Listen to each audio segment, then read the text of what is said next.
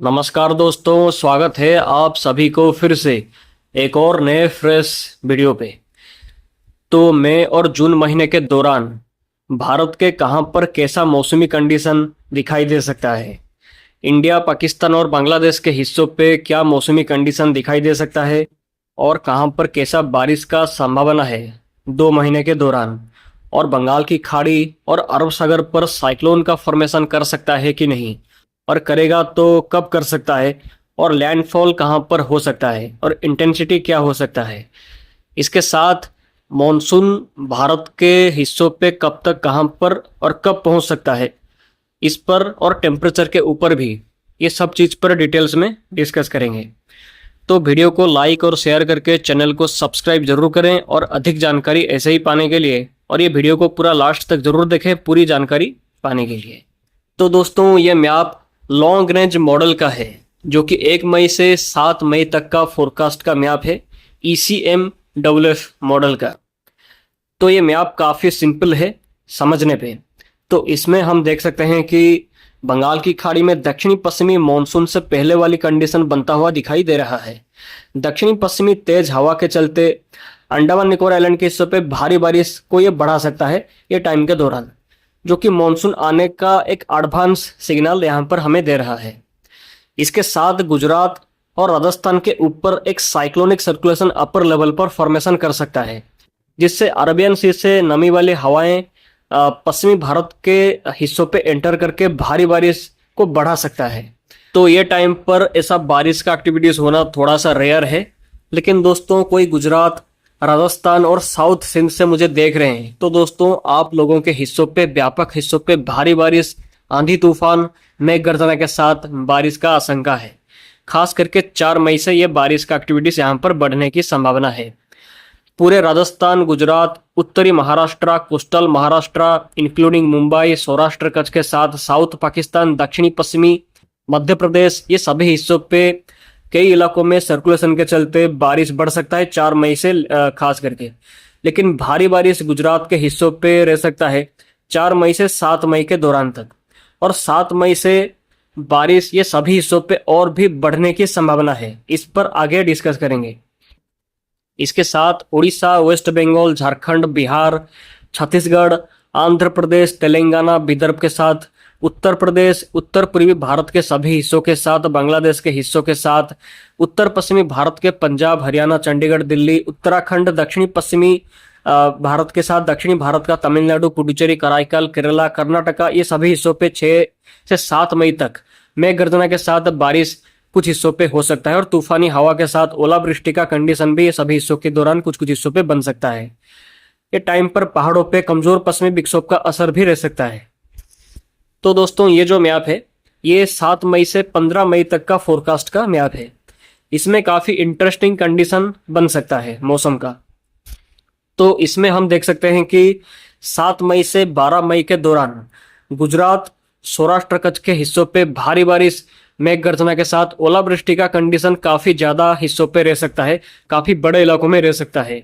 काफी strong signals यहाँ पर दिखाई दे रहा है मॉडल्स की तरफ से। ये सिग्नल पिछले कुछ दिनों से लगातार कंटिन्यूसली आ रहा था। तो ये टाइम पर ऐसा कंडीशन ये सभी हिस्सों पे होना ये काफी अनयूजुअल माना जाता है। तो यहाँ के किसान भाइयों को इस पर काफी नजर रखने की जरूरत है, नहीं तो फसलों को भारी नुकसान हो सकता है भारी बारिश के चलते। 7 और 8 मई से 12 मई तक राजस्थान, महाराष्ट्र, मध्य प्रदेश, इसके साथ दक्षिणी पश्चिमी पाकिस्तान के साथ गुजरात के हिस्सों पे आंधी तूफान, बिजली गिरने के साथ तेज हवा के साथ बारिश का आशंका है। तो ये सब हिस्सों के किसान भाइयों को अपने फसलों को नुकसान से बचाने के लिए प्रिपरेशन करना चाहिए, नहीं तो नुकसान काफ़ी ज़्यादा हो सकता है। और ये टाइम पर पश्चिमी विक्षोभ का इम्पैक्ट से पंजाब, हरियाणा, चंडीगढ़, दिल्ली, उत्तर प्रदेश, उत्तराखंड के आसपास के हिस्सों के साथ उत्तर भारत के पहाड़ी हिस्सों पे मेघ गर्जना के साथ बारिश का संभावना है तेज हवा के साथ। और तमिलनाडु, पुडुचेरी, कराईकल, केरला, कर्नाटका, तेलंगाना, विदर्भ के साथ छत्तीसगढ़ के हिस्सों पे मेघ गर्जना के साथ बारिश का आशंका दिखाई दे सकता है, खास करके 13 मई से। इसके साथ उत्तर पूर्वी भारत के सभी राज्यों पे ये टाइम के दौरान आंधी तूफान, बारिश का आशंका और भी इंक्रीज कर सकता है। लेकिन उड़ीसा, वेस्ट बंगाल, झारखंड, बिहार और आसपास के हिस्सों पे बारिश ये टाइम के दौरान थोड़ा सा लिमिटेड हो सकता है, लेकिन बंगाल की खाड़ी में ट्रॉपिकल डिस्टर्बेंस का फॉर्मेशन हो सकता है। इस पर चलिए थोड़ा सा डिटेल्स में बात करते हैं। तो इसमें हम देख सकते हैं कि अंडमान निकोबार आइलैंड के हिस्सों पे और east central Bay of Bengal के साथ साथ सेंट्रल बे ऑफ बंगाल के रीजन पे एक लो प्रेशर का फॉर्मेशन कर सकता है कम से कम 12 मई से 14 मई के बीच में। ये लो प्रेशर इंटेंसिफिकेशन करके डिप्रेशन नहीं तो एक साइक्लोन का इंटेंसिटी भी हासिल करने की संभावना है इनिशियल प्रिडिक्शन के हिसाब से। इसके चलते अंडमान निकोबार आइलैंड के हिस्सों पे भारी बारिश तेज हवा के साथ हो सकता है 11 मई से ये एक्टिविटीज यहाँ पर बढ़ सकता है। और ये सिस्टम दक्षिणी पश्चिमी मानसून को एडवांस दे सकता है, लेकिन ये सिस्टम कहाँ पर लैंडफॉल करेगा इस पर थोड़ा बोलना मुश्किल है। लेकिन प्री एनालिसिस के हिसाब से ये सिस्टम पहले उत्तर पश्चिमी दिशा में इनिशियली आगे जा सकता है, जैसे कि आप दो ट्रैक में देख सकते हैं। उसके बाद में भी ये सिस्टम उड़ीसा से लेकर बांग्लादेश के बीच में कहीं पर भी जा सकता है, लेकिन बांग्लादेश नहीं तो म्यांमार की तरफ जाने की संभावना बहुत ही ज़्यादा हो सकता है। नहीं तो नॉर्थ उड़ीसा से लेकर वेस्ट बंगाल की तरफ भी ये जा सकता है। तो आगे इस पर और भी जानकारी हासिल करेंगे। तो अगले मैप को देखेंगे तो ये मैप है 15 मई से पूरे 31 मई तक का फोरकास्ट के बारे में। इसमें हम देख सकते हैं कि ये टाइम के दौरान भारत के कई इलाकों में प्री मानसून बारिश और भी बढ़ सकता है, इंक्रीज कर सकता है, और अंडमान निकोबार आइलैंड के हिस्सों पे मानसून का दस्तक हो सकता है। खास करके 20 मई से 23 मई के दौरान अंडमान निकोबार आइलैंड के हिस्सों पे मानसून पहुंच सकता है, जिससे अंडमान निकोबार के साथ बंगाल की खाड़ी के हिस्सों पे भारी से अति भारी बारिश का आशंका दिखाई दे सकता है ये टाइम के दौरान। और साइक्लोन का फॉर्मेशन जो करेगा बंगाल की खाड़ी पे, ये सिस्टम उड़ीसा से बांग्लादेश नहीं तो म्यांमार के बीच में कहीं पर भी लैंडफॉल कर सकता है 17 मई से 22 मई के बीच में। जहां पर लैंडफॉल होगा वहां पर अत्यंत भारी बारिश का आशंका दिखाई दे सकता है, लेकिन कहां पर होगा इस पर बोलना अभी मुश्किल है। लेकिन इंटेंसिटी ज़्यादा शायद ना रहे, लिमिटेड इंटेंसिटी ये हासिल कर सकता है। तो ये टाइम पर दक्षिणी पूर्वी अरबियन सी पे भी एक लो प्रेशर का फॉर्मेशन कर सकता है, जो कि मॉनसून को केरला की तरफ पुश करने पे और भी मदद कर सकता है। इसलिए 31 मई से 2 जून के बीच में केरला पे भी मॉनसून पहुंचने की संभावना है। लेकिन अरबियन सी वाला सिस्टम का इंटेंसिटी और ट्रैक क्या हो सकता है इस पर आगे डिस्कस करेंगे। लेकिन अभी के हिसाब से इसका ट्रैक ओमान से लेकर गुजरात के बीच में कहीं पर भी रह सकता है, जैसे कि यूजुअली होता है, और शायद ये सिस्टम समंदर पे कमजोर भी हो जा सकता है। तो इस पर आगे और भी डिस्कस करेंगे। तो मई महीने के फोरकास्ट के बाद अब जून महीने के फोरकास्ट को चलिए देखते हैं। तो ये जो मैप है ये जून महीने का फोरकास्ट का मैप है। तो इसमें हम देख सकते हैं कि जून महीने के एंड तक भारत के अधिकांश हिस्सों पे मॉनसून पहुंच सकता है, जिससे बारिश काफ़ी अच्छा रह सकता है जून महीने के दौरान भारत के अधिकांश राज्यों पे। और अरबियन सी पे साइक्लोन का संकेत है, जो कि 25 मई से 5 जून के बीच पे फॉर्मेशन करके लैंडफॉल कर सकता है गुजरात से ओमान के बीच पे कहीं पर भी। और शायद समंदर पे ये सिस्टम कमज़ोर भी हो जा सकता है, जैसे कि यूजुअली कई सिस्टम ऐसा होता भी है। और जून महीने के फर्स्ट और थर्ड वीक के बीच में 2 या 3 मानसून लो प्रेशर का फॉर्मेशन के चलते पूर्वी भारत, मध्य भारत और आसपास के हिस्सों पे और पश्चिमी भारत के हिस्सों पे भी बारिश काफ़ी अच्छा रह सकता है, और मानसून का प्रोग्रेस ये सभी हिस्सों पे काफ़ी ज़्यादा अच्छी तरीके से रह सकता है। तो अब टेम्परेचर के फोरकास्ट के बारे में चलिए बात करते हैं। तो ये मई और जून महीने के दौरान का टेम्परेचर का फोरकास्ट का मैप है। इसमें हम देख सकते हैं कि बारिश का संभावना के चलते गुजरात, राजस्थान, पाकिस्तान और महाराष्ट्र के साथ मध्य प्रदेश के हिस्सों पे मई महीने के दौरान टेम्परेचर काफ़ी डिक्रीज कर सकता है, जिससे गर्मी से काफ़ी राहत ये सभी हिस्सों पे मिल सकता है।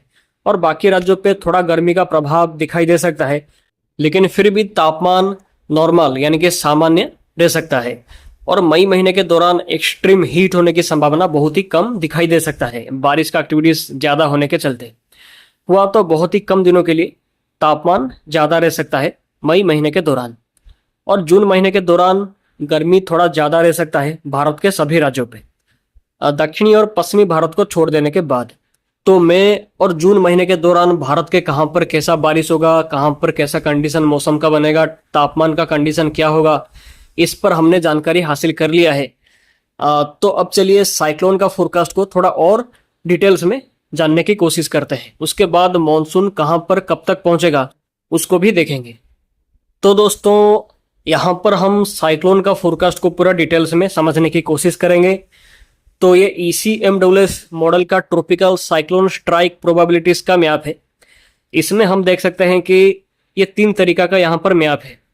ये मैप के हिसाब से क्या इंडिकेटिंग क्या चीज़ कर रहा है इसके ऊपर जानकारी हासिल करेंगे। तो पहला मैप को देखेंगे तो ये जो मैप है ये 12 मई से 19 मई तक का फोरकास्ट का मैप है। इसमें हम देखेंगे तो बंगाल की खाड़ी और अरब सागर पर दोनों पे ही हलचल होता हुआ एनसेम्बल फोरकास्ट से नजर आ रहा है। बट बंगाल की खाड़ी पे संभावना बहुत ही ज़्यादा है ये टाइम के दौरान सिस्टम का फॉर्मेशन को लेकर। अरब सागर पर ये टाइम के दौरान शायद सिस्टम का फॉर्मेशन ना करे क्योंकि संकेत यहाँ पर कम दिखाई दे रहा है, लेकिन बाद में ये ज़्यादा बढ़ेगा। तो बंगाल की खाड़ी को देखेंगे तो east central Bay of Bengal और अंडमान सी के आसपास और म्यांमार के रीजन के आसपास में यहाँ पर एक लो प्रेशर का फॉर्मेशन 12 मई से 14 मई के बीच पे कर सकता है और ये सिस्टम फॉर्मेशन के बाद इंटेंसिफाई भी कर सकता है। तो ये फोरकास्ट के हिसाब से हम देखेंगे तो ये सिस्टम इनिशियली उत्तर पश्चिमी दिशा में आगे जाएगा और उसके बाद में भी ये रिकर्व कर सकता है टुवर्ड्स बांग्लादेश, नहीं तो म्यांमार। मतलब अभी का सिग्नल कुछ ऐसा ही निकल के आ रहा है। तो दूसरा मैप को देखेंगे तो ये 19 मई से 26 मई तक का फोरकास्ट का मैप है। इसमें देखेंगे तो बंगाल की खाड़ी पे जो सिस्टम का फॉर्मेशन किया होगा वो बांग्लादेश नहीं तो म्यांमार के आसपास पे लैंडफॉल इसका हो सकता है। इसका आप मैप पे देख सकते हैं। नहीं तो उड़ीसा की तरफ भी या वेस्ट बंगाल की तरफ भी सिस्टम में भी जा सकता है कुछ अगर कंडीशन फेवरेबल रहा तो। लेकिन संभावना अभी के हिसाब से ज़्यादा है कि ये सिस्टम बांग्लादेश के आसपास कहीं पर भी जाके लैंडफॉल कर सकता है। और अभी के हिसाब से इसका इंटेंसिफिकेशन ज़्यादा शायद ना रहे, लिमिटेड इंटेंसिफिकेशन इसका हो सकता है। बट फिर भी साइक्लोन नहीं तो सीवियर साइक्लोन का फॉर्मेशन करने की संभावना दिखाई दे सकता है। लेकिन सिस्टम जबकि म्यांमार के काफ़ी नज़दीक फॉर्मेशन कर रहा है तो उसके चलते सिस्टम लैंड इंटरेक्शन इसका म्यांमार के साथ काफ़ी हो सकता है। अगर ऐसा होगा तो सिस्टम का इंटेंसिफिकेशन लिमिटेड हो सकता है, मतलब ज़्यादा स्ट्रॉन्ग सिस्टम शायद ना बने। तो ये कंडीशन पे सिस्टम रिकर्व करके बांग्लादेश नहीं तो म्यांमार की तरफ ही लैंडफॉल जाके कर सकता है। लेकिन अगर सिस्टम थोड़ा सा और दक्षिणी पे फॉर्मेशन किया, अगर सेंट्रल बॉब या नहीं तो east central Bay of Bengal और आसपास के हिस्सों पे फॉर्मेशन किया तो मे भी ये सिस्टम थोड़ा सा भारत की तरफ में भी जा सकता है। लेकिन अभी के हिसाब से म्यांमार बांग्लादेश पे इसका लैंडफॉल होने की संभावना थोड़ा ज़्यादा है। मे भी बाद में ये चेंज भी हो सकता है क्योंकि लॉन्ग रेंज का बात हम कर रहे हैं। और 19 मई से 26 मई के दौरान दक्षिणी पूर्वी अरेबियन सी पे भी सिस्टम का फॉर्मेशन करने के लिए कंडीशंस फेवरेबल है, संकेत काफ़ी अच्छा है। तो दक्षिणी पूर्वी अरेबियन सी पे सिस्टम का फॉर्मेशन करने के बाद इंटेंसिफिकेशन के लिए भी कंडीशंस यहाँ पर फेवरेबल है, संकेत काफ़ी पॉजिटिव है। तो मतलब सिस्टम का फॉर्मेशन अरेबियन सी पे करेगा 19 मई के बाद से और इंटेंसिटी भी शायद इसका ज़्यादा रह सकता है। मे बी सीवियर साइक्लोन का फॉर्मेशन अरेबियन सी पे करने के लिए कंडीशंस यहाँ पर फेवरेबल है। और लैंडफॉल के बारे में बात करेंगे तो जैसे कि वीडियो के स्टार्टिंग में हमने बात किया कि इसका लैंडफॉल गुजरात से लेकर ओमान के बीच पे कहीं पर भी हो सकता है, नहीं तो समंदर पे कमजोर भी हो जा सकता है, जैसे कि यूजुअली अरेबियन सी के सिस्टम पे देखा जाता है। तो इसके अगले वाला मैं आपको देखेंगे जो कि 26 मई से 3 जून का फोरकास्ट का है। तो इसमें हम देखेंगे तो ये टाइम के दौरान बंगाल की खाड़ी पे शायद एक और सिस्टम का फॉर्मेशन कर सकता है। लेकिन जो 26 मई से 3 जून के बीच वाला जो सिस्टम का फॉर्मेशन बंगाल की खाड़ी पे करेगा, ये सिस्टम एक मॉनसून सिस्टम बन सकता है। मतलब ये बस मॉनसून को और एडवांस करने के लिए मदद कर सकता है, जो कि काफ़ी अच्छी बात है। और ये टाइम पर अरब सागर पे सिस्टम एक्टिव रह सकता है। तो कंक्लूजन ये है कि ये टाइम के दौरान सिग्निफिकेंट साइक्लोन का प्रोबेबिलिटीज थोड़ा सा कम है बंगाल की खाड़ी पे खास करके, और इंटेंसिफिकेशन लिमिटेड हो सकता है बंगाल की खाड़ी पे, और हायर चांसेस लैंडफॉल का बांग्लादेश से म्यांमार के बीच में हो सकता है, खास करके मई 14 से लेकर 20 के बीच पे। और अरब सागर पर सिस्टम का फॉर्मेशन जो करेगा वो इंटेंसिटी उसका ज़्यादा रह सकता है, सीवियर साइक्लोन का रूप भी ले सकता है। और मे बी ये सिस्टम मई 18 से लेकर 28 के बीच में फॉर्मेशन कर सकता है। लेकिन इसका लैंडफॉल का संभावना थोड़ा सा कम हो सकता है, शायद सिस्टम समंदर पे कमजोर हो जा सकता है अरेबियन सी का। तो यहाँ पर मैंने कुछ और भी हिंट्स दिया है, आप इसको पॉज करके पढ़ सकते हैं। तो दोस्तों साइक्लोन बारिश के बाद अब मॉनसून का फोरकास्ट को देखेंगे। तो मॉनसून यानी कि मॉनसून कहां पर कब दस्तक दे सकता है उस पर हमने एक डिटेल्स में मैप बनाया है, आप इसको देख सकते हैं। इसके हिसाब से मॉनसून कहां पर कब पहुंचेगा इसके ऊपर पूरा डिटेल्स में जानने की कोशिश करेंगे। तो आप ये मैप को देख सकते हैं। ये मैप मैंने बनाया है रिसेंट मॉनसून अनसेट का पैटर्न को देखकर। इसमें हम देख सकते हैं कि श्रीलंका और अंडमान निकोबार आइलैंड के हिस्सों पे 19 मई से 23 मई के बीच पे मॉनसून अनसेट कर सकता है। इसके साथ 29 मई से 10 जून के बीच पे नॉर्थ ईस्ट इंडिया के सभी हिस्सों के साथ बांग्लादेश के कुछ हिस्सों के साथ साथ केरला और कर्नाटका के हिस्सों पे मॉनसून दस्तक दे सकता है। और केरला के हिस्सों पे 29 मई से 1 जून के बीच पे मॉनसून पहुंचने की संभावना है। और कर्नाटका के हिस्सों पे 2 जून से 6 जून के बीच में मॉनसून पहुंच सकता है। और महाराष्ट्र के साथ नॉर्थ आंध्र प्रदेश, साउथ छत्तीसगढ़, विदर्भ के साथ साउथ उड़ीसा, फुल्ली बांग्लादेश, सब हिमालयन वेस्ट बंगाल, सिक्किम के हिस्सों पे 7 जून से 15 जून के बीच में मॉनसून एंटर कर सकता है। और इसके साथ साउथ मध्य प्रदेश, फुल्ली उड़ीसा, तेलंगाना, छत्तीसगढ़, सौराष्ट्र के साथ वेस्ट बंगाल के हिस्सों पे 11 जून से 22 जून के बीच पे मॉनसून अनसेट कर सकता है। और गुजरात, पूर्वी राजस्थान, फुल्ली मध्य प्रदेश और उत्तर प्रदेश के कुछ हिस्सों के साथ उत्तराखंड और उत्तर भारत के कुछ हिस्सों पे 26 जून से 30 जून के बीच में मॉनसून एंटर कर सकता है। और इसके साथ 27 जून से 1 जुलाई के बीच में फुल्ली राजस्थान, उत्तर प्रदेश, दिल्ली, पंजाब, हरियाणा, चंडीगढ़ और आसपास के उत्तर भारत के हिस्सों पे मॉनसून का अनसेट 1 जुलाई तक हो जाने की संभावना है। और पाकिस्तान के साथ आसपास के हिस्सों पे 30 जून से 10 जुलाई के बीच तक मॉनसून का अनसेट कर जाने की संभावना है। तो ये जो टाइम मैंने दिया है, ये टाइम में से 5 दिन माइनस प्लस हो सकता है, जो कि काफी नॉर्मल है, यूजुअल है। तो दोस्तों उम्मीद है आपको यहाँ पर पूरी जानकारी हर एक चीज पर मिला होगा।